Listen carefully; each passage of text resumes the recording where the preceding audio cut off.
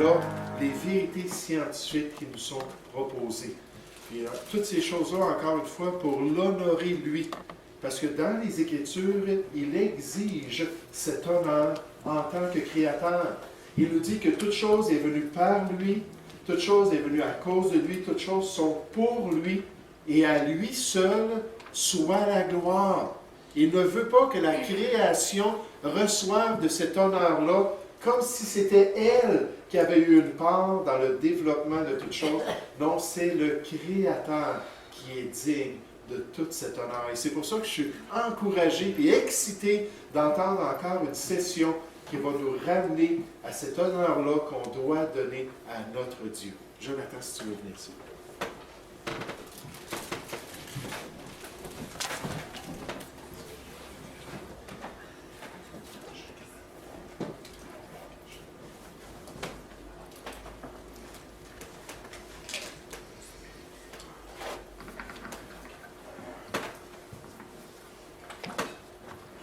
Pour la deuxième section, la deuxième partie de la présentation, on va regarder est-ce qu'on voit des évidences d'un concepteur dans la nature.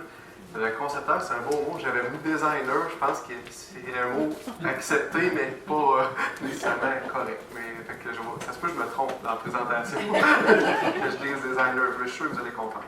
OK. Fait qu'on va regarder plusieurs animaux différents. On va toucher à tous les règnes animaux, là, insectes, poissons, oiseaux, mammifères. On va regarder les caractéristiques de ces animaux-là. Puis on va essayer de voir est-ce que ça a pu apparaître tout seul ou, selon ce qu'on voit, ça fait du sens que ça a été créé par un concepteur ou que ça a été pensé et réfléchi, puis que ça démontre plutôt la puissance d'un créateur. Le premier qu'on regarde, c'est le coléoptère bombardier. Là, je vais vous partir un petit vidéo pendant que je vous parle. C'est un petit insecte, gros comme l'ongle de mon pouce. Là. Il n'est pas très grand, mais coriace, puis difficile à manger pour les prédateurs. Dans son abdomen, pourquoi il l'appelle le bombardier? C'est que dans son abdomen, il y a deux produits qui se mélangent, du peroxyde d'hydrogène et de l'hydroquinone. Quand il y a un ennemi qui arrive, ben, c'est poussé dans une chambre d'explosion ici qu'on appelle. Il y a les petites valves qui s'ouvrent. Puis dans la chambre d'explosion, il y a un enzyme qui va catalyser une réaction. Puis là, ça va devenir un liquide très chaud, 100 degrés Celsius. C'est de l'eau qui bout. Puis ça va te projeter sur pas sa proie parce que c'est en se défendant sur son prédateur. Ça, on le voit ici à l'œuvre quand les scientifiques tirent un petit peu dessus pour l'agacer. Ça fait comme une mitraillette. C'est pas un jet, c'est plusieurs jets. Ça peut tirer jusqu'à 70 fois ensemble. Le petit jet de ce liquide-là c'est chaud, c'est bouillant. Là, pour un insecte, se faire lancer de l'eau bouillante, c'est pas ce qui est de plus... c'est pas un sauna, là. Il n'aime pas ça. Fait que ça, la question qu'on peut se poser, parce que quand on comprend maintenant comment ça fonctionne, parce que tu as deux substances chimiques qui vont être mélangées ensemble dans l'abdomen, là, ces substances-là, ils vont être inactives. Quand ils sont propulsés dans la chambre d'explosion, on voyait la petite valve qui ouvre, puis là, se referme. C'est important que ça se referme. Dans cette chambre d'explosion-là, il y a une enzyme qui, là, il va faire la réaction pour faire le mélange va devenir bien chaud, puis là, il va te propulser. Si ça ne se refermait pas, mais là, l'insecte, qu'est-ce qui arrivait? Boum! La question que je laisse, parce que c'est bien fait, hein, on parle juste d'un insecte ici. Hein. Oh, je ne voulais pas reparler. Oh, ça marche, la vidéo, si je suis pointé dessus. Moi, je pointe à côté. Oh, je viens de découvrir quelque chose. Qu'est-ce que ça nous pointe comme question, comme questionnement? L'évolution enseigne que c'est plusieurs petits changements au travers des centaines de milliers d'années qui ont fait que les êtres vivants ont changé, ont évolué. Comment est-ce que cette coléoptère-là aurait pu, par des petits changements, arriver à cette finale-là sans exploser? Hein, la première fois que les deux liquides se sont mélangés, s'il n'y avait pas d'enzyme, ça ne servait à rien. Donc, la sélection naturelle, en théorie, aurait éliminé ça, ça n'aurait rien servi. Si l'enzyme aurait été dans son abdomen, bien là, ça serait mélangé, ça aurait explosé. Si la valve n'était pas là, comment ça aurait pu arriver? Et que ça semble pointer sur un insecte qui a été créé de façon intelligente, parfaite, en commençant, en partant. Un deuxième animal qu'on va regarder, c'est le poisson archer. Oh, je vais partir de cette vidéo. OK. Comme ça fonctionne. Ce poisson archer-là, lui, il ne va pas à la chasse comme les autres. Il ne se nourrit pas d'insectes qui sont juste à la surface. Il va tirer un peu plus loin. Ses proies sont plus hautes. On le voit à l'œuvre, sa cible est verrouillée. Là, il projette son... Oups, c'est comme un peu saccadé. Ouais, tu le vois. Ça, c'est mon ordinateur. Ah oui, on le voit à l'œuvre. Mais il projette un jet d'eau qui peut atteindre 3 mètres de haut. Puis il va frapper son insecte. L'insecte va tomber, pas toujours. Des fois, il y a des insectes qui s'agrippent bien. Mais il réussit à frapper l'insecte. Ça, c'est ce qui est impressionnant. Le poisson, je ne sais pas si vous avez déjà fait l'expérience. On voit la photo un petit peu à côté. Où, quand il y a un crayon dans un verre d'eau, puis on regarde au travers du verre, on dirait que le crayon il est cassé. Ça, c'est qu'est-ce qu'on voit. On dirait que le crayon il est cassé. Ça, c'est de la réfraction de la lumière qui fait ça à l'intérieur de l'eau. C'est pas parce qu'il est cassé. Le crayon, en fait, il descend en ligne droite. Fait que, ici, on le voit. Là, vous ferez l'expérience chez vous tout à l'heure, on l'essayera. On met le crayon dans l'eau. Le crayon, il est droit, là. Il ne casse pas, mais qu'est-ce qu'on voit? On le voit comme s'il était cassé dans le verre. C'est à cause de la réfraction de la lumière. Mais le poisson, il vit la même chose. Lui, il est dans l'eau, puis il regarde un objet, et c'est comme si l'objet n'est pas en ligne droite avec lui. Fait que le poisson, quand il jette son jet d'eau, il faut qu'il calcule ça, lui. Il faut qu'il pense que c'est pas en ligne droite. Puis l'autre chose aussi, ça s'appelle la gravité. Quand je lance un jet d'eau, bien, la gravité tire, fait que ça fait une parabole on lance. Mais lui, il est capable d'atteindre un insecte à 2-3 mètres de haut. 3 mètres de haut, c'est quand je lève ma main. Puis il est dans l'eau, puis il est capable d'atteindre un insecte, puis la faire tomber pour pouvoir se nourrir. La question que moi je me pose, je suis reparti. C'est juste en bas. La question que je me pose, c'est comment est-ce qu'il a pu développer ses connaissances en trigonométrie, ce poisson? Oui, c'est ça. Parce que c'est spécial, hein? C'est un animal qu'on pourrait dire pas très évolué. Là. Le poisson, si on le prend en point de vue intelligence, mais pourtant, il est capable de faire ces calculs-là naturellement. Puis les poissons adultes ne mangent pas leur cible. Ils atteignent leur cible. Ça veut dire que l'insecte va toujours tomber? Non, mais ils atteignent leur cible. C'est impressionnant, encore une fois. OK, l'autre chose que j'aimerais ça qu'on parle un petit peu, les symbioses. Et après ça, je vais donner 2 exemples de symbiose. Une symbiose, c'est une relation permanente entre au moins deux individus d'espèces totalement différentes, qui se traduit par des bénéfices pour les 2 espèces. Certaines symbioses sont telles qu'une espèce ne pourrait plus vivre sans l'autre, maintenant, aujourd'hui. Comment, là, on se pose la question, comment une symbiose a pu évoluer? Le premier exemple que je vais vous donner, c'est 2 espèces complètement différentes. C'est un crustacé puis un poisson. Fait que dans l'arbre évolutionniste, ils ne sont pas ensemble, ils ne sont pas reliés. Il y aurait un ancêtre très loin commun. Mais sinon, c'est deux genres complètement différents, le poisson et le crustacé. La crevette est aveugle. La petite crevette qu'on voit là est aveugle. Fait qu'elle dépend à 100% du goby pour se défendre, pour savoir qu'est-ce qui se passe dans son environnement. Pour ça, elle laisse toujours une antenne touchée au poisson. Fait qu'elle a une de ces antennes qui va toujours toucher au goby.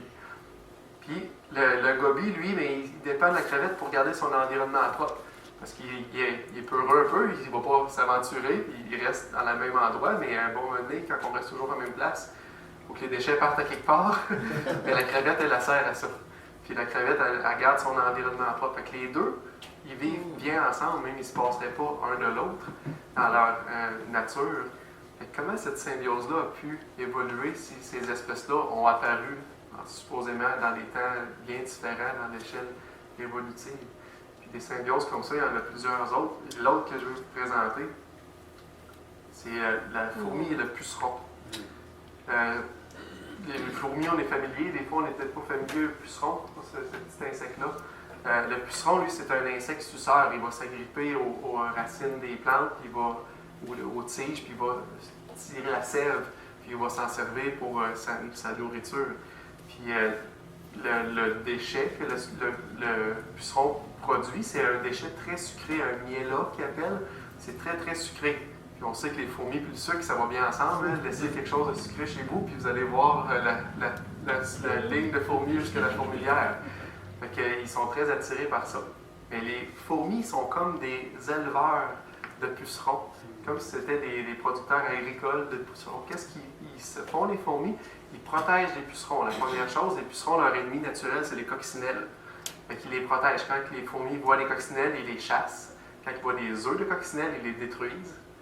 Fait qu'ils les protègent. L'autre chose qu'ils font aussi, c'est qu'ils protègent les pucerons quand il y a des intempéries, de la pluie ou des vents. Ils les prennent, ils les amènent en sécurité dans des endroits plus sécurs. Puis le puceron, en échange, lui, il fournit le miel-là. Puis il fournit la nourriture aux fourmis. La symbiose est telle que quand les pucerons pondent leurs œufs, les œufs sont amenés dans le nid des fourmis. Puis c'est là que les pucerons vont éclore, la nouvelle génération. Puis après ça, ils vont te ramener l'hiver, ils vont hiberner là l'hiver. Ils sont ramenés ensuite à la surface quand le printemps arrive. C'est vraiment les fourmis deviennent des éleveurs, puis le puceron fournit la nourriture. Quand une reine quitte pour partir une nouvelle colonie, elle amène des œufs de puceron avec elle, puis elle commence sa nouvelle colonie. C'est comme ça que ça fonctionne. Comment une symbiose comme ça a pu arriver par hasard? Comment que la fourmi elle a décidé de s'occuper du puceron sans que le puceron se sente pris au piège, puis oh non, je suis un prisonnier ou un esclave. Non, le puceron, en fait, il se fait protéger, il se fait amener dans les bons endroits pour la nourriture. Les œufs sont propagés comme ça, puis ils peuvent survivre. La fourmi, elle a sa nourriture. C'est impressionnant. Le colibri, c'est l'oiseau-mouche. On va partir de la vidéo pour pouvoir voir. Qu'est-ce qu'il y a de particulier, cet oiseau-là? C'est que c'est le seul oiseau à faire du reculon. Fait que vous le voyez peut-être sur les mangeoires, là, il est capable de voler aussi de reculons et d'avant. Son métabolisme, là, il est très rapide. Hein, puis son cœur, si on prend en proportion à nous, là, son cœur est comme 5 fois plus gros que nous pour le même format, en proportion. Son cœur peut battre jusqu'à 1200 fois battements à la minute quand il est actif. Puis le soir, quand il est perché puis il dort, il dort à 50 battements minute. C'est pratiquement de l'hibernation. Il n'y a plus rien. C'est un métabolisme très, très, très rapide. Son battement d'aile, c'est 70 fois seconde. Fait que quand il monte les images, l'image au ralenti, sinon on ne le voit pas. On entend même quand ceux qui ont des oiseaux-mouches, ça sonne une mouche. Puis le mâle, quand il fait la cour à la femelle, ça va jusqu'à 200 fois seconde. Fait que c'est impressionnant.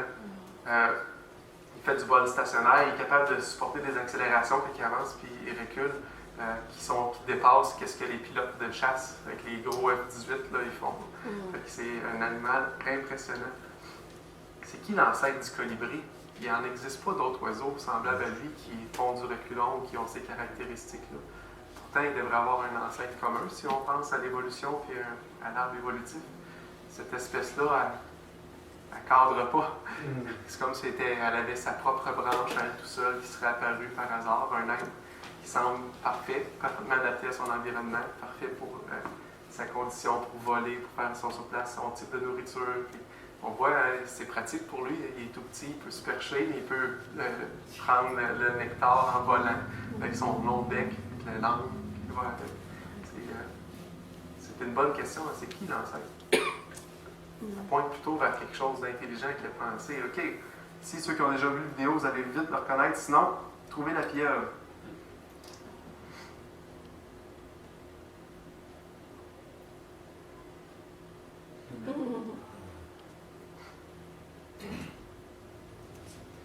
Oh. On la voit, on va la voir même se recacher, une autre ici. On la voyait se cacher, la pieuvre. Oui. On voit, c'est impressionnant. Il y a d'autres vidéos qu'on peut voir où quand le mâle fait la cour à la femelle, d'un côté, il est tout beau, coloré, puis il essaie de cruiser la femelle, puis de l'autre côté, il est noir foncé pour éloigner les mâles, les ennemis ou ses rivaux. Puis il est capable de se séparer en deux. Puis on voyait le camouflage, ça dépasse un camouflage du caméléon, ce que tu changes de couleur. Là, tu prends aussi la texture de l'endroit. Il y a des pieuvres comme ça qui rentrent dans des trous, puis ils laissent sortir une tentacule, puis elle devient lignée noir et blanc comme un serpent de mer, comme si c'était un prédateur féroce. Fait que là, il saute comme ça. Puis la pieuvre, c'est un invertébré, pas de colonne vertébrale, c'est comme ça le dit, il n'y a pas d'os là-dedans. Puis pourtant, c'est très intelligent, c'est capable de résoudre des problèmes. Ils ont fait des labyrinthes pour les pieuvres, puis ils mettaient un endroit dans le labyrinthe, ils mettaient de la nourriture avec un gros X rouge. Puis là, la pieuvre, elle se promenait dans le labyrinthe quand elle arrivait devant les différentes portes. Avec le X rouge, elle savait que sa nourriture était là, elle allait chercher la nourriture. Il changeait le X de place, et elle trouvait le X, elle ne cherchait pas le même chemin, elle cherchait le X. Puis là, ils ont fait plusieurs essais de différentes combinaisons, puis elle trouve toujours qu'est-ce qu'elle cherche. Capable d'ouvrir des bocaux des choses dedans, un bocal. Puis là, ils sortent sa nourriture du bocal. C'est impressionnant. Savez-vous quoi? Quand on regarde la pieuvre, comment un système aussi sophistiqué a-t-il pu se développer, puisque la pieuvre a toujours été une pieuvre selon le registre fossile? La plus vieille pieuvre qu'ils ont trouvée, elle a les mêmes caractéristiques que les pieuvres d'aujourd'hui. De où ça vient? Ça, ces caractéristiques-là qui sont incroyables pour un animal supposément primitif. C'est une bonne question à se poser. Est-ce que ça peut faire du sens qu'il y ait un créateur ou un concepteur qui a pensé, qui a réfléchi à ces choses-là pour faire une merveille comme ça? Ça, c'est aussi impressionnant. C'est l'animal, on pourrait dire, méli-mélo, l'ornithorynque. Il y a un bec de canard, une queue de castor. Il pond des œufs, mais il allaite ses enfants. Puis il allaite pas ses enfants comme avec une vache avec un pli ou quelque chose. C'est au travers des plis de sa peau. Quand il se plie la bédaine, il y a des glandes qui font que le lait sort, puis le lait va dans les plis de sa peau, puis là, ses bébés vont pouvoir boire là. Il n'y a pas de tétine ou rien. C'est un animal un peu méli-mélo. Les mâles, ils ont sur leur patte arrière un pic après leur patte qui a du venin pour se défendre. Puis quelque chose encore plus impressionnant, c'est que pour lui, sa nourriture, c'est dans les marécages. Là, il rentre, puis il se promène, il mange des petites crevettes, mais ça, tu n'es pas capable de les voir dans les marais, c'est boueux, puis tu ne les trouves pas. Mais il y a un système d'électrolocation. Quand les petites crevettes font leur contraction musculaire, lui, il détecte ça. Puis là, c'est comme ça qu'il trouve les crevettes, puis il se nourrit. La question, c'est qui l'ancêtre de l'ornithorynque? C'est un mammifère qui pond des œufs, qui a un bec de canard, qui ressemble à un oiseau. C'est des questions comme il n'y a pas de réponse parce que il est unique. Il apparaît un jour dans le registre fossile, puis il est unique. Mais est-ce qu'il a pu être créé comme ça? Ça ferait du sens, hein? Qu'il a toujours été comme ça. Le gecko. Ceux qui ont eu la chance de voir ça, c'est impressionnant. On parle d'une surface verticale. Fait que le gecko est capable de se promener sur des murs, la tête en bas, sur de la vitre, sur des poils de téflon. Ils ont fait des expériences avec du téflon. Puis il est capable de se promener, puis il n'y a aucune difficulté. Pourquoi? Là, on va voir un gros zoom de sa patte, de ses doigts, de pied. Sur chaque orteil ou sur chaque pied, il y a des milliers et des milliers de petits cils. Puis sur chacun de ces petits cils-là, il y a entre 400, on va les voir, 400 à 1000 spatules. Il disait sur 1 mm carré, 1 huitième de pouce carré, là, il y a 5000 fils, cheveux, comme des petits poils. Puis sur chacun de ces cheveux-là, il y a entre 400 et 1000 spatules comme ça. Puis le gecko, pour se promener, lui, c'est pas par succion. Là. Quand il se promène sur le mur, ça fait pas... Tu sais, ça fait pas ça, là. Puis c'est pas de la colle, là. Il est pas comme... c'est vraiment par ça s'appelle des forces de Van der Waals, c'est des forces d'attraction moléculaire faibles, c'est une attraction moléculaire faible. Quand il met sa patte, les molécules de sa patte, ils vont s'attacher aux molécules du substrat sur lequel il est, puis il va faire une attraction moléculaire avec ces molécules-là. Puis quand il se détache, il faut changer l'angle de ses spatules. En changeant l'angle, l'attraction disparaît, puis il peut avancer comme ça. Puis il peut faire sur des surfaces horizontales. C'est pourquoi qu'un gecko a eu le goût un jour de se promener la tête en bas. Que ça l'a apparu, puis là, il s'est rendu compte. Ou même le premier gecko, que ça l'a apparu, cette caractéristique-là, si on se met dans le point de vue évolutionniste, mais lui, il marchait à terre depuis tout le temps. Pourquoi qu'il a eu l'idée de se mettre après un jour? Oh, ça marche aujourd'hui! Moi, ça pointe vers plutôt, le gecko a toujours été comme ça, puis c'est dans sa nature. Comment la nature a-t-elle pu faire des mutations aléatoires, développer une caractéristique aussi extraordinaire. On s'entend, pour développer des caractéristiques comme ça, selon la théorie évolutive, c'est plusieurs mutations dans le temps qui sont sélectionnées, qui vont faire apparaître ces choses-là. Comment le hasard fait une chose aussi belle? Tu passes droit? Ah, c'est là. On va parler de deux types de mammifères bien différents. Un mammifère aquatique, puis un mammifère aérien, la chauve-souris, puis le dauphin. Puis on va parler d'une chose qui les rapproche, mais pourtant qui est bien différente pour les deux espèces, c'est leur écolocation. Le dauphin a un organe à l'intérieur de sa tête qui permet d'envoyer des ultrasons dans l'eau. Puis ces ultrasons-là, ils peuvent parcourir des grandes distances, ça peut aller jusqu'à 200 km. Le son il peut être détectable après 200 km. Puis quand ces sons-là frappent un objet dans l'eau, le son va être réfracté ou ramené vers le dauphin, puis il va être capté par sa mâchoire inférieure. Fait que là, c'est projeté par la tête, capté par la mâchoire, puis ça va être analysé par son oreille qui est à l'intérieur de sa tête. Puis là, il va être capable de localiser des choses comme des proies. On peut se dire, puis il communique aussi de cette façon-là, mais pour un dauphin dans la mer, il n'y a rien qu'à regarder, puis il va aller voir les poissons. Mais tu as des dauphins qui sont, entre autres, des dauphins d'eau douce dans le Gange en Inde. Je ne sais pas s'il y en a qui ont déjà vu les photos du Gange. C'est le fleuve en Inde où le monde, leur fleuve béni, là, qui vont se laver, là, puis une fois par année, puis il y a c'est noir, là, c'est brun, là, tu vois rien. Mais ces dauphins-là, ils ne souffrent pas de malnutrition. Là, parce qu'à cause de ce système-là, ils sont capables de détecter leur proie, puis de pouvoir chasser, puis de se nourrir. Puis tout ça sur un mammifère aquatique. On a quelque chose qui s'est développé, supposément semblable, mais pour un mammifère aérien. Donc là, c'est la chauve-souris. La chauve-souris, c'est la même chose. Hein. Le soir, pour détecter ses proies, elle envoie des sons. Puis quand le son frappe quelque chose, puis il lui rebondit, là, elle sait qu'il y a une proie là. Puis la chauve-souris, comme tactique, c'est que là, elle lance ses sons. Quand le son lui revient, elle spot quelque chose, elle en lance de plus en plus rapidement. Là, quand les sons ils sont proches, elle sait qu'elle va attraper sa proie. Puis elle va attraper, dans ce cas-là, c'est un papillon ou des insectes, ça peut être d'autres choses. On a même des chauves-souris qui mangent des fruits. Fait qu'ils vont trouver leurs fruits comme de cette façon-là. Et la question, oups, je vais me dompter, ça pourrait être. Comment ces animaux-là s'alimentaient avant que leur système d'écolocation évolue ou apparaisse? Le dauphin qui était dans le Gange, un fleuve que tu ne vois pas parce qu'il est trop noir, comment il faisait pour s'alimenter, lui, sans ça? Ou la chauve-souris, le soir, qui est nocturne et qui décidait d'aller à la chasse aux insectes, comment qu'elle les trouvait, ces insectes-là? Juste quand c'est la pleine lune? Sinon, elle ne mangeait pas. Non, c'est pas comme ça. Mais elle avait déjà son système. Les chauves-souris les plus anciennes qui ont été trouvées fossilisées ressemblent aux chauves-souris d'aujourd'hui. Les dauphins les plus anciens qui ont été retrouvés sont comme les dauphins d'aujourd'hui. Ils ne semblent pas démontrer aucun signe de changement. L'écolocation, ce n'est pas uniquement pour les mammifères. Il y a aussi au niveau des oiseaux. Puis qu'est-ce que je présente là? C'est deux oiseaux complètement différents.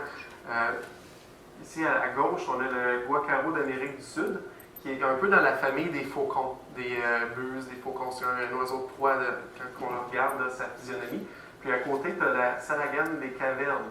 Elle, c'est un oiseau d'Asie qui ressemble plus à un hirondelle martinet. Fait que c'est deux oiseaux complètement différents qui ne sont pas nécessairement reliés ensemble là, dans l'arbre évolutif. Là. Puis pourtant, ces deux oiseaux-là complètement différents se réfèrent, un peu comme les chauves-souris, par écolocation. Le premier, il mange des fruits, puis le deuxième, il mange des insectes. Fait que c'est complètement différent dans deux parties du monde isolées, un de l'autre. Là, la question que j'ai, comment l'écolocation a-t-elle pu apparaître chez deux espèces qui n'ont rien en commun, puis éloignées, puis les deux, ils ont eu les mêmes caractéristiques qui sont apparues de façon séparée deux fois. C'est comme si le hasard fait bien les choses deux fois. Déjà que c'est dur de croire une fois, mais deux. C'est une bonne question. L'araignée, je ne suis pas sûr que je vais réussir à la rendre plus populaire, mais au moins vous allez la connaître un peu mieux. Ma femme, j'ai essayé, puis même, vous allez voir les caractéristiques qu'on va nommer, puis malgré ça, elle les aime pas. Il faut quand même que je les élimine. OK, pour faire sa toile, l'araignée a besoin d'une dizaine d'accessoires biologiques là, qui sont reliés à son système nerveux, à son cerveau, qu'on pourrait dire, pour pouvoir fabriquer sa toile puis se nourrir. Sa toile, qu'est-ce qui est écrit ça, elle peut s'étirer jusqu'à 40%. Fait que si j'ai un bout de toile ça long, je serais capable de l'étirer comme ça, sans qu'elle brise. Puis il est 5 fois plus résistant que le Kevlar, qui est comme les vestes antiballes pour les policiers. Si on avait une toile d'araignée, là, j'avais plus de place, là, il y a tellement de choses à dire. Si on avait une toile d'araignée gros comme un boyau d'arrosage, on serait capable de suspendre un Boeing 737 après. Parce que c'est 1000 fois plus résistant que l'acier pour la même dimension. C'est incroyable. Puis qu'est-ce qui est encore plus beau? Pour la toile, vous avez déjà vu des toiles, hein, c'est spectaculaire, c'est beau, hein, ça a l'air tout symétrique, c'est bien fait. Mais les araignées ont 5 types de soies différentes qu'ils produisent. Ils ont leur soie de structure, qui vont faire la structure de leur toile. Tu as la soie qui va faire le côté élastique là, de la toile pour pas qu'elle se déchire. Tu as la soie pour faire le cocon quand ils vont attraper un insecte, la soie plus collante. Puis là, il y en a 5, je vais en oublier un petit peu. Fait qu'il est capable de faire ces différents types de soie-là. Ça, c'est des choses qu'on ne voit pas. On voit une toile d'araignée, on dit « Oh non! » on enlève. Si aujourd'hui, je prenais de la corde, puis je faisais une toile d'araignée ici, là, puis mettons que vous êtes dans la lune un peu, puis vous ne la voyez pas, puis vous foncez dedans, est-ce que je vais vous avoir attrapé? Non, hein? Vous allez foncer dedans, vous allez reculer, vous allez dire « Oh non! » Mais sa toile à l'araignée, elle attrape des insectes. Puis avez-vous déjà vu l'araignée se faire attraper dans sa toile? Non. Non, hein? Pourquoi? C'est une bonne question. Hein? La toile, elle, l'insecte va rester pris après, puis plus qu'elle va se débattre, plus qu'elle va se coller, plus qu'elle va se prendre. Fait que, de toute façon, quand l'insecte est là, il faut super d'attendre. C'est sa fin qui est bien pris. Là. Mais l'araignée, elle reste pas prise dans sa toile. On peut se dire, ben, c'est parce qu'elle se promène, elle sait où aller sur les fils. Oui, un petit peu de ça, mais elle a une graisse sur les pattes qui fait qu'elle ne colle pas après sa propre toile. Qu'est-ce qui est aussi impressionnant, vous avez sûrement déjà essayé de tuer une araignée, ou plus des pensées plus écologiques, aller la mettre dehors, puis là, vous la prenez avec la toile. Quand on décroche une toile, là, puis l'araignée est proche de nous, là, puis elle décide de se sauver, vous voyez à quelle vitesse qu'elle fait sa toile? Elle est capable, c'est comme si elle avait des engrenages pour faire x10 à sa production normale. Elle fait zoup, elle se sauve, elle descend, là, elle est capable de faire ça rapidement. Puis quand on sait un petit peu comment c'est fait, la soie de la file d'araignée est liquide. C'est au contact de l'air qu'elle se solidifie. Fait qu'on est capable d'imaginer, c'est comme une goutte qui est, aussitôt que l'araignée descend, c'est comme une goutte qui se solidifie, puis elle peut bâtir là-dessus à une vitesse incroyable. Fait que c'est encore une fois plus impressionnant. L'araignée, quand elle a fini de sa toile, puis elle décide qu'elle change d'endroit pour chasser, savez-vous qu'est-ce qu'elle peut faire? Elle peut la manger. Elle est comestible. Et les araignées mangent leur propre toile parce que c'est comestible. Pour l'araignée, je ne vous dis pas de manger des toiles. Commencez pas ça. Oh, j'ai plus rien aujourd'hui, j'aurais dû trouver des toiles d'araignée. Ça ne marche pas. Mais quand on regarde, ça c'est un insecte, c'est un petit insecte. Les plus vieilles araignées trouvées, fossilisées ou dans de l'ambre, de la sève d'arbre qui ont pris dedans, ils sont exactement pareils. Ils ne sont pas différents. Ils n'ont pas changé avec le temps. Comment l'araignée a-t-elle pu se nourrir en attendant que son système pour faire des toiles ait fini d'évoluer et soit fonctionnel? On convient que c'est complexe à faire une toile. Avant de m'informer là-dessus, je ne savais pas qu'ils faisaient des types de soie différentes. Juste ça en partant. Avoir les appareils pour faire un type de soie, ça m'épatait déjà. Quand tu penses au reste. Mais là, si on en voit, on va probablement piler dessus pareil. J'aurais essayé. OK.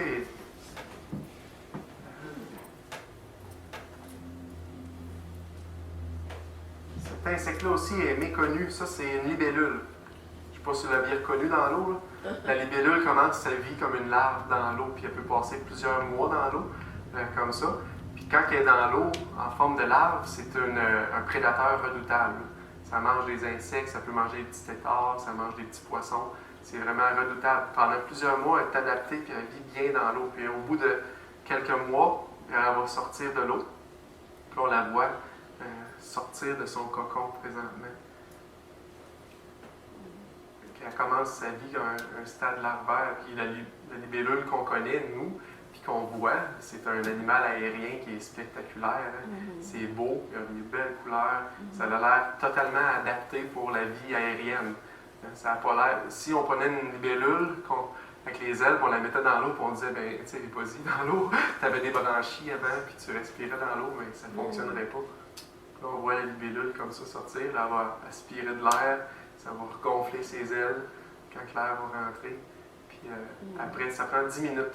Après 10 minutes, quand l'air est sorti, on a une libellule là, qui peut voler. La question que je me pose, on va la voir ouvrir ses ailes. C'est en accéléré, là. Ne pendant pas 10 minutes. Là.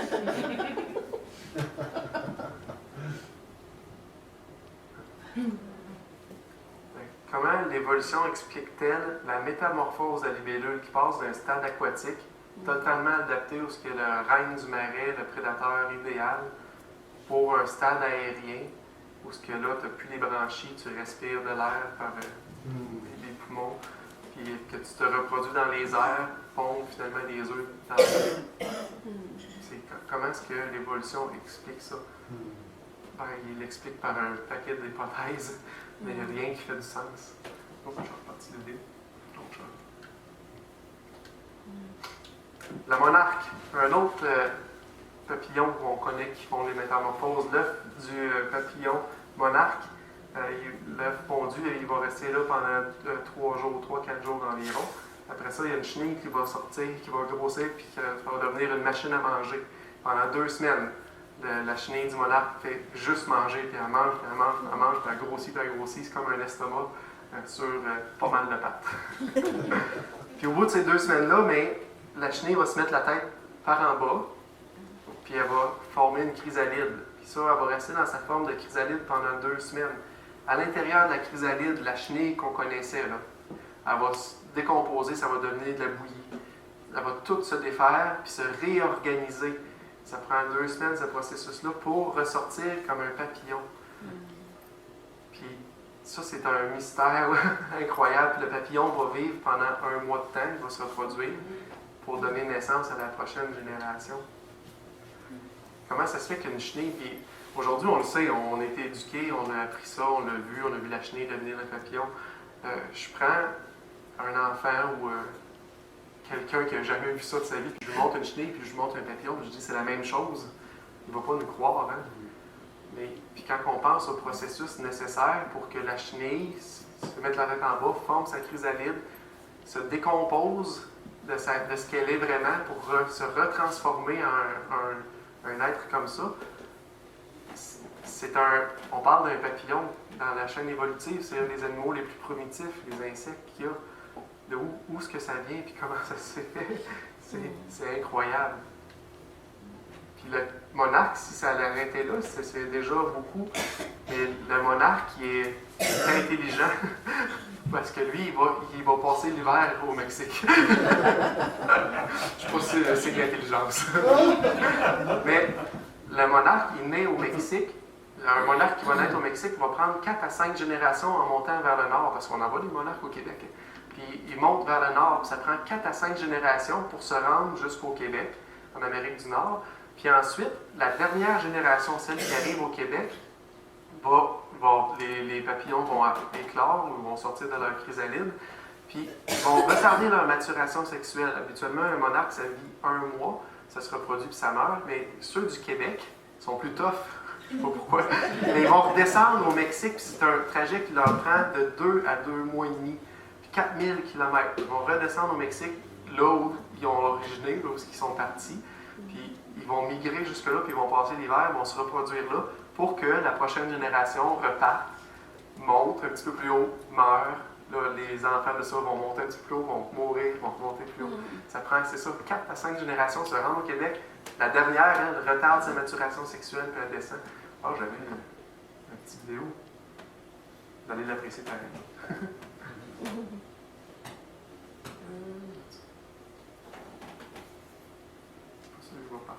Tantôt, il partait. En tout cas, on voyait le monarque tout descendre. Puis ils sont pleins les arbres. Je vous montrerai tantôt, pendant la pause. Comment le monarque du Québec sait-il qu'il doit aller au Mexique? Pour nous autres, on sait. Là. Pourquoi? Parce que c'est bien plus beau là. mais lui, personne n'y a dit. Puis même s'il demande à ses parents ils n'étaient pas au Mexique, ils étaient juste un petit peu plus au sud. Le pic-bois. Bon, le pic-bois, s'il y en a qui se sont fait réveiller tôt le matin, ça peut être un animal que vous aimez, sinon que vous n'aimez pas, sinon c'est un animal spectaculaire. Le pic-bois, qu'est-ce qu'il y a de spécial? Moi, la question que je me pose, c'est quoi l'oiseau, le premier oiseau qui a décidé qu'il frappait sur un arbre pour sortir sa nourriture? Puis comment ça se fait que le pic-bois, il n'y a pas des mâles de tête incroyables? Parce que c'est la vitesse que ça va. Hein. Ils disent que l'accélération, c'est 1200 fois la force de la gravité terrestre. Qui cogne 1200 G, quand il cogne sur un arbre, puis certains pic-bois, ça va jusqu'à 6000. Nous, on aurait une commotion cérébrale autour de 300 fois la gravité, la force gravitationnelle si on se cogne la tête. Mais eux, c'est à répétition, c'est parce qu'ils ont, ils ont un bec spécial avec un absorbeur, quelque chose qui absorbe les chocs. Ils ont le muscle du cou développé, fait pour ça. Mais la question que je me posais, moi, c'est, bon, le pic-bois, même si je réussis à faire un trou dans un arbre, puis là, je pogne un tunnel d'insectes. Ceux qui ont déjà essayé d'attraper des vers de terre, qu'est-ce que l'insecte va faire? Si elle voit qu'il y a quelque chose dans son tunnel, elle va se reculer. Puis là, le pic-bois, elle va dire, oh non, elle n'est pas là. Puis là, il va se tasser un petit peu, puis elle va encore se reculer, puis il ne sera pas capable d'attraper son insecte. Qu'est-ce que ça prend? Ça prend une longue langue. Pour aller, même chose avec nous autres, les vers de terre, quand on le manque, il faut creuser pour aller plus loin, pour réussir à l'attraper dans la terre. Mais la langue du pic-bois, elle fait le tour derrière sa tête, derrière son cerveau, puis elle sort dans sa narine, en haut. Ils ont une longue langue. Puis aujourd'hui, si vous essayez d'attraper un insecte avec votre langue, ben vous allez, puis elle est dans un trou, puis elle est agrippée, puis elle ne veut pas sortir, ben vous allez y toucher. Mais vous serez pas de la tirer. Comment vous faites pour la tirer de là, la sortir du trou? Mais la langue du pic-bois, elle a comme des crochets un peu comme des hameçons. Puis aussi, il sécrète une colle. Une genre de colle pour l'agripper, l'insecte, pour pouvoir la sortir de son trou, pour pouvoir se nourrir.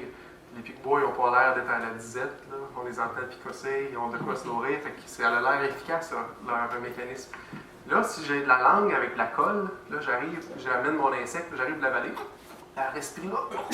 Ça marche pas. L'insecte resterait pris sur ma langue. Mais ils ont un enzyme à l'intérieur de leur bouche, de leur bec, qui va dissoudre la colle pour après ça qu'ils puissent l'avaler. Fait que ça, c'est le pic-bois. C'est assez impressionnant. L'autre chose aussi qui est impressionnant, c'est essayer de garder vos yeux ouverts quand vous donnez des coups comme ça, puis quand il fait toujours, puis voir ce que vous faites. Mais entre chaque coup de bec, les yeux ils ouvrent, puis il y a un mécanisme qui fait qu'il voit quand même qu'est-ce qu'il fait. Il ne fait pas ça les yeux fermés.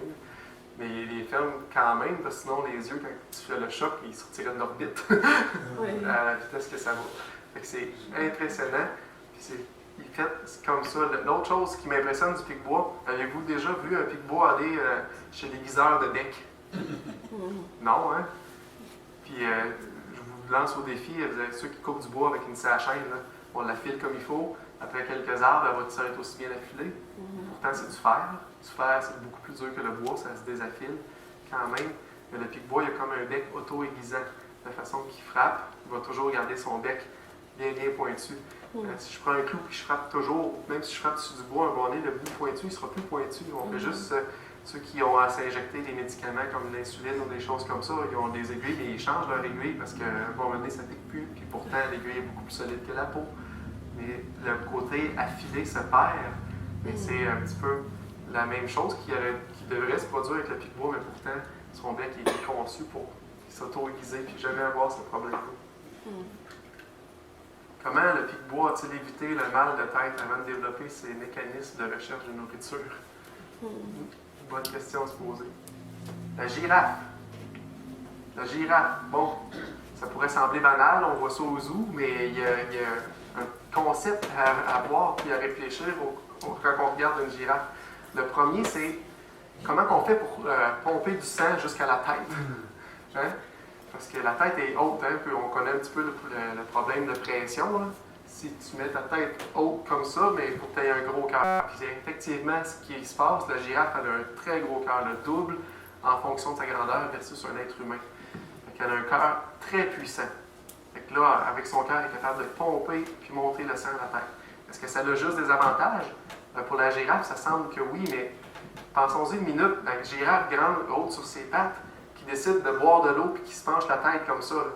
En même temps que le cœur pousse, son gros cœur pousse du sang avec toute la pression qui était nécessaire tantôt pour monter le sang jusqu'en haut, mais là, ça s'en va par en bas. Qu'est-ce qui va arriver? Est-ce qu'elle est rendue en bas, la tête va pouf, y exploser puis la girafe va mourir? Non, hein? Elle n'est pas faite comme ça. Tant mieux. Dans le haut de sa tête, elle a comme un réseau capillaire qui agit comme une éponge. Quand elle se penche la tête pour boire, parce que les girafes ne meurent pas quand ils boivent de l'eau, mais le sang il va tout être capté dans son éponge. Puis c'est comme si vous preniez un gros boyau d'arrosage avec beaucoup de pression, puis vous le lancez dans une éponge. Qu'est-ce qui va sortir au bout? Va-t-il avoir autant de pression? Non, hein, ça va diminuer, puis ça va être capable d'alimenter le cerveau.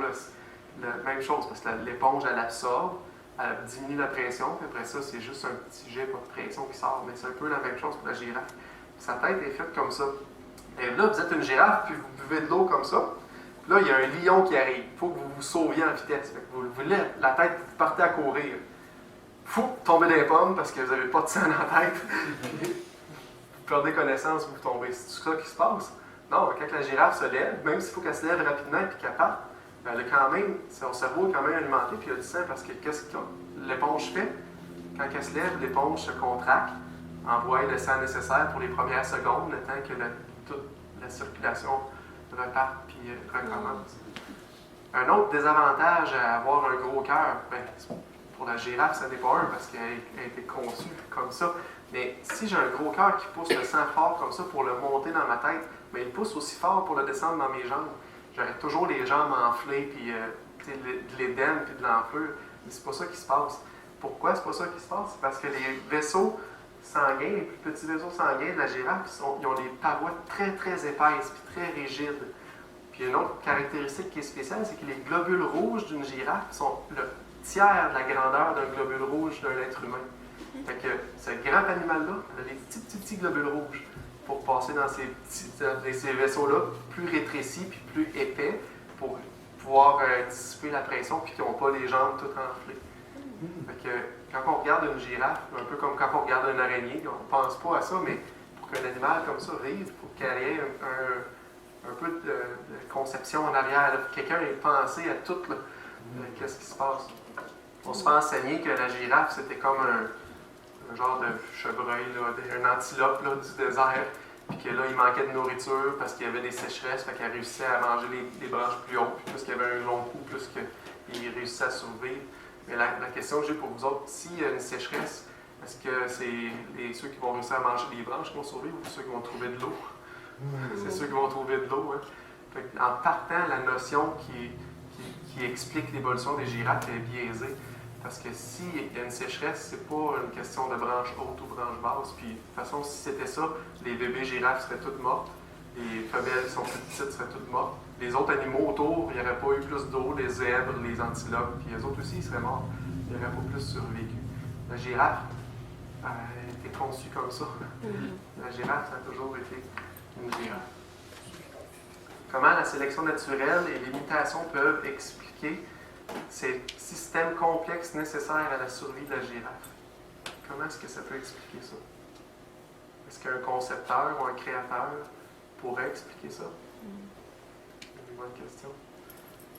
L'évolution nous enseigne que c'est au travers des millions d'années, avec les mutations, la sélection naturelle, la mort, la souffrance, qu'on a réussi à avoir des gains pour un jour arriver à l'existence de l'homme.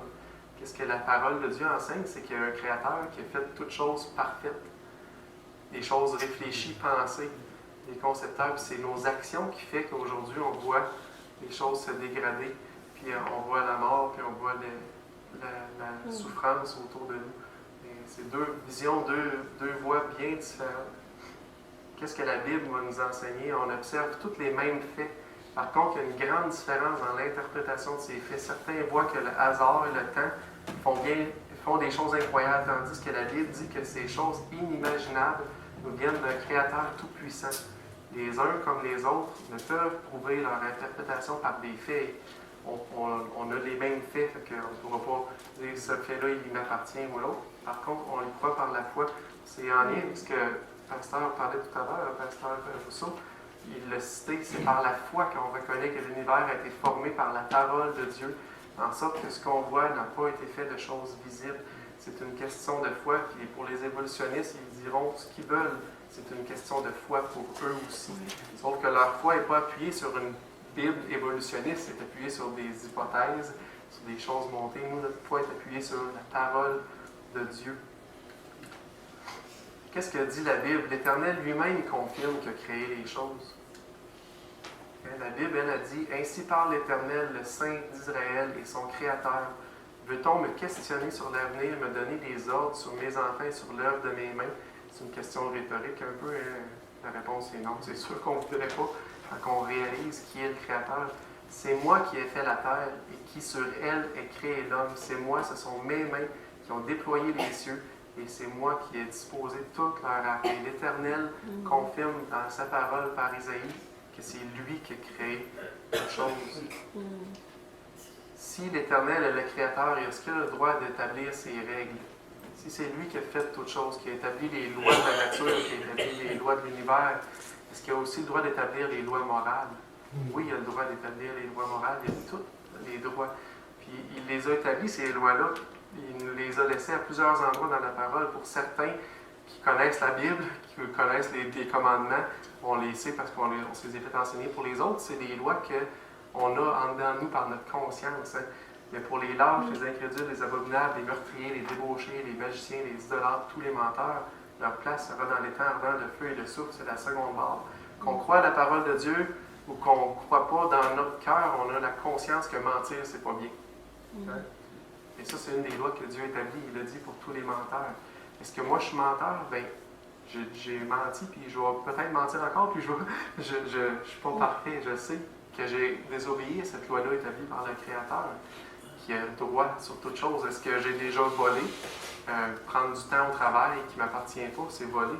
Je n'ai peut-être pas pris un auto ou un sac à main de quelqu'un, mais j'ai tiré une pause. Et j'ai volé mon employeur. Est-ce que je suis un voleur? Bien, dans ma carrière, j'ai probablement plus qu'une fois pris du temps de mon employeur. Ça fait de moi quelqu'un qui est voleur. Est-ce que j'ai regardé une femme, Jésus nous dit, si tu regardes une femme avec convoitise, on a commis un adultère dans notre cœur. Est-ce que j'ai déjà fait ça? Oui, ça fait de moi un adultère. Fait que devant Dieu, peu importe la facette qu'on regarde, qu'on croit à la parole ou non, on le sait parce qu'on a ça dans nos cœurs, on est coupable devant le Créateur. Puis il n'y a pas personne qui ne sera pas coupable devant lui, un Dieu parfait et juste. Et lui, il a le droit d'établir ses règles. Mais est-ce que ça fait que le Créateur est un Dieu indifférent face à sa création? Des fois, on pourrait se dire, mais il n'a aucune chance, on est fait. Et Dieu n'est pas indifférent. Loin de là, il est loin d'être indifférent. Puis Jésus l'a expliqué lui-même à Nicodème un jour. Il a dit, et comme Moïse éleva le serpent dans le désert, il faut de même que le Fils de l'homme soit élevé afin que quiconque croit en lui ait la vie éternelle. Car Dieu a tant aimé le monde qu'il a envoyé son Fils unique afin que quiconque croit en lui ne périsse point, mais qu'il ait la vie éternelle. Dieu a le droit d'établir les règles. Dieu, il va juger, puis, parce qu'il ne peut pas ne pas juger. C'est un Dieu saint. Mais Dieu a pourvu un moyen. Dieu n'a pas été indifférent face à sa création. Il a pourvu un moyen en son Fils unique, celui qu'il aimait, qu'il a envoyé sur la terre. Puis on voit ici, à tous ceux qui vont croire en son Fils, il donne la vie éternelle. Le jugement ne repose plus sur la création, l'homme, mais le jugement va reposer, ça a déjà été fait, sur Jésus-Christ, qui l'a pris pour nous. Et la justice de Dieu a été satisfaite. Mais pour ça, il faut croire. Il faut croire en Jésus-Christ. Et Jésus nous appelle à la repentance, puis à nous reconnaître pécheurs, puis à mettre notre confiance en lui pour notre salut. Paul dit aux Romains, si tu confesses de ta bouche le Seigneur Jésus, si tu crois dans ton cœur que Dieu l'a ressuscité des morts, tu seras sauvé. Puis si nous confessons nos péchés, il est fidèle et juste pour nous les pardonner, nous purifier de toute iniquité. Ça, c'est acquis par l'œuvre de Christ.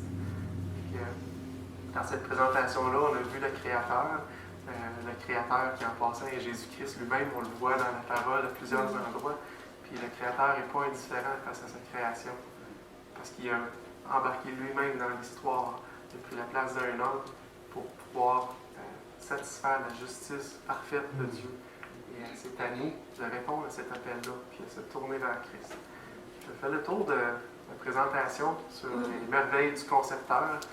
Il faut laisser de la place. Quelques questions. Oui.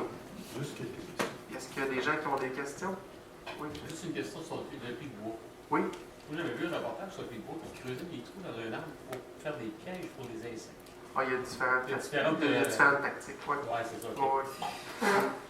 Mais la plupart du temps, ils creusent pour trouver un insecte. Okay. Puis, l'autre point, c'est pas expliqué encore, mais ils sont capables de. Ils creusent pas au hasard. Hein. Ils creusent pas pour rien 60 trous, puis je n'ai pas trouvé un. Il en trouve. Il est capable de détecter. Ça, c'est un autre. Comment est-ce qu'il fait pour détecter? Ouais, c'est ça. Ça m'a juste après, parce que Léa, qui est plein de questions, elle m'a demandé justement une question sur le pic de bois. Comment ça fait quand on a la taille? Ah ouais. Ça m'avait eu, j'avais rire tard. Elle a de la jugeote à cet âge-là.